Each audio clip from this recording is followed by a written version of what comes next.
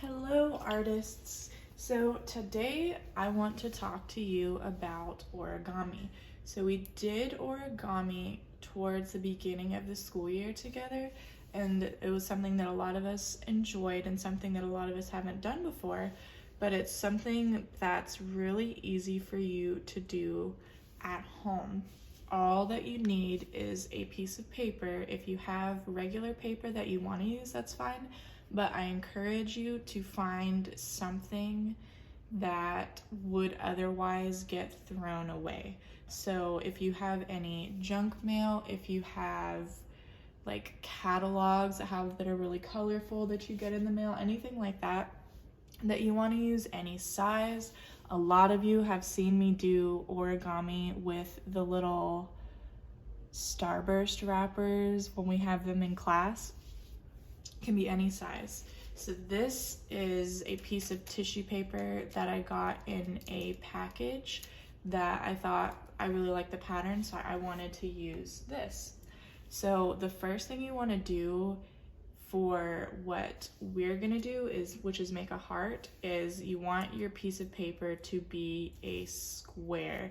So this is a rectangle, so there's two long sides and two short sides. We want all the sides to be the same. So what I normally do, especially if I use a normal piece of notebook paper, because those are rectangles as well, is fold a corner up. And you can fold it all the way across. If you have a really big piece, you want a really big one, or you want a small one. I want mine to be a little bit smaller than this. So I just folded it this much. And then you cut around the corner, because you know that a square is made up of two triangles.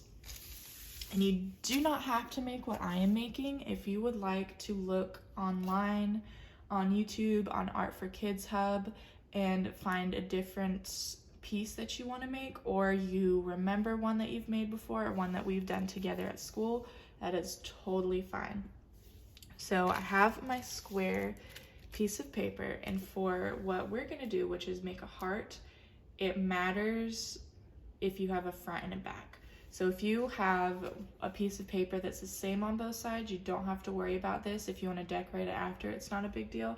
But if you have a patterned side and then kind of a back side, for this project, you'll want it to be on the back for right now. So I'm facing, my pretty paper is facing the bottom right now. So the first thing that you're gonna do is take the corners and put them together. So I'm pulling the corner from here over to the next corner, and I'm using my right hand to hold this paper still.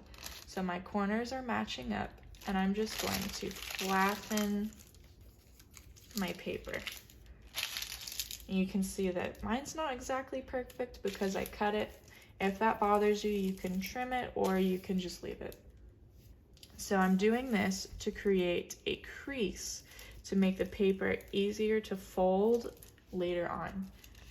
So I've got my crease down the middle, and now I want to match it. I want there to be a crease going this way and this way. So now I'm going to take my top and bottom pieces. I'm going to do the same thing where I go corner to corner and then flatten it out, so that when you unfold it, you'll see a T shape because your corners are up and down and right and left. So the next step is to take this top corner and you want it to meet the dot. So I'm gonna hold my finger on the dot in the middle. That's where the T, where it makes the T, the lines cross each other. So I don't forget what I'm doing.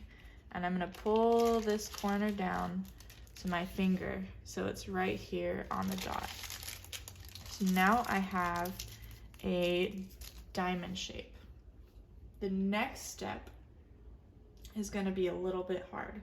So I'm gonna pull my bottom corner up, but I'm not putting it up to the same corner. I wanna pull it all the way to the top.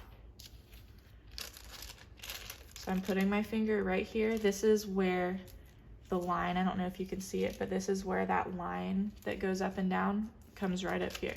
So I'm not pulling it up like this. I want to make sure it goes to that line and it touches the middle. I'm going to pull it all the way to the top.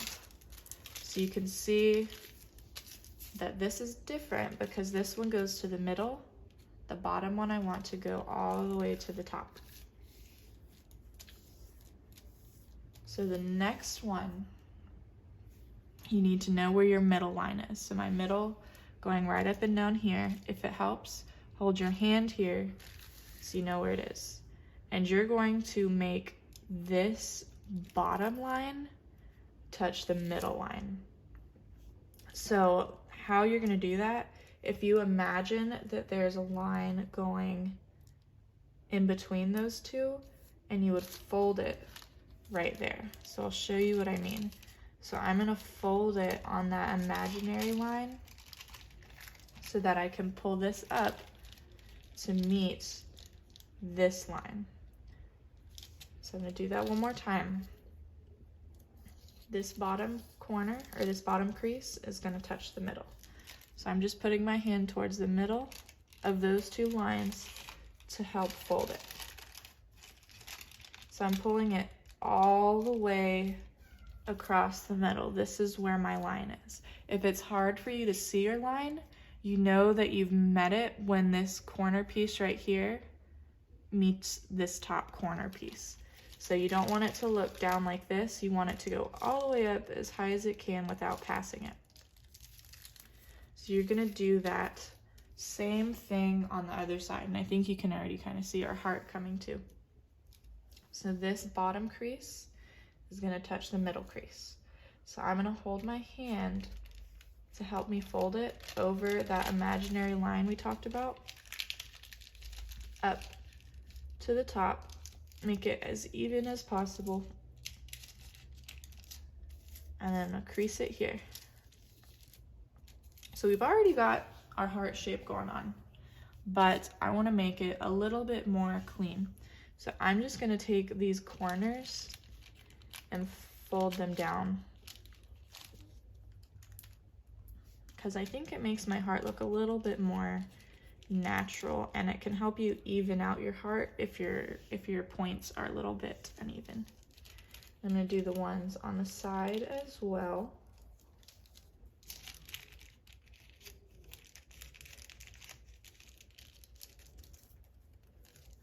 And then I'm done. I have a heart. You can hang it up on a wall. You can put it in your window display from last week. You can open it up, put a little note for a family member, whatever you want to do with it. But I would love for you to send me photos of whatever you decide to make out of your recycled paper. You may send it on Class Dojo, on Canvas, or send it to my email or my Google number, which is all found on Canvas and Class Dojo.